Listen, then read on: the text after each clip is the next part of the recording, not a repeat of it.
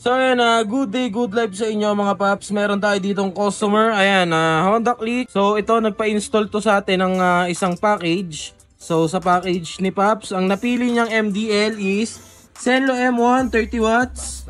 Ayan, sa ilalim natin nilagay. Ayan yung kanyang MDL. And meron din tong loud horn, which is PIA original. At sinamahan na rin to ni Paps ng domino tie switch, no? Unahin muna natin sa MDL niya mga Paps. Pagdating sa ganitong klaseng motor, yung mga MDL natin, dito natin minamount or dito natin nilalagay sa ilalim, no? Wala naman siyang tama kahit na lumiko. Ayan.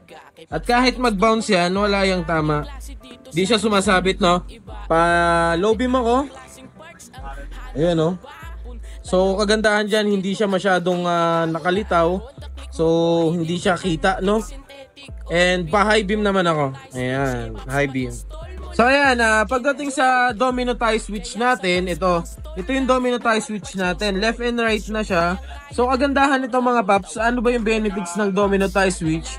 Kagandahan nito mga paps, 9-in-1 switch na siya. So hindi na natin kailangan magbutas at wala na rin tayong nakasabit na switch dito sa side mirror.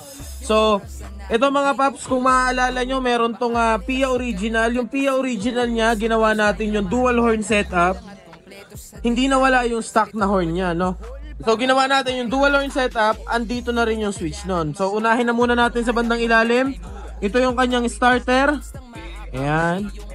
Ito naman, selector ng MDL. Kapag nakasagad sa kanan, naka-off.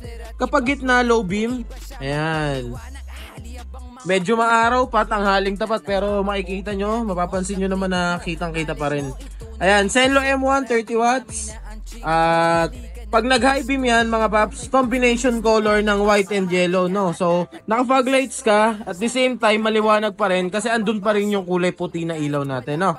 So, proceed naman tayo dito. Ito naman yung selector or switch para sa kanyang backlight, no?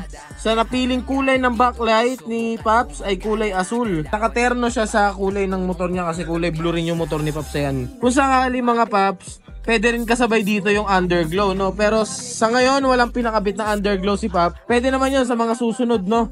Dahil nakaabang lang naman yun. And ito na, dito na tayo sa PIA original natin, no? Ito yung selector ng loud horn tsaka ng stock horn. Pag naka-off, yung ating switch dito, stock horn muna tayo. Kapag pinindot na natin yung on, doon na papasok yung ating PIA original. Siyempre, may kasama na rin yung rapid. Sa ilalim, ito pa rin naman yung busina. Signal light, left and right. Ayan. Meron na rin tong kasamang hazard, no? So kahit 125 lang yung motor nyo, magkakaroon na ng hazard basta magpa-install kayo nitong domino tie switch natin.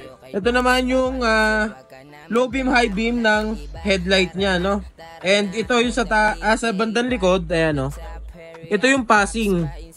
Ayan, no? Nagpa-passing siya. So, wala na tayong kailangang butasan, wala na kailangang nakasabit kasi andito na lahat sa domino tie switch niya, no?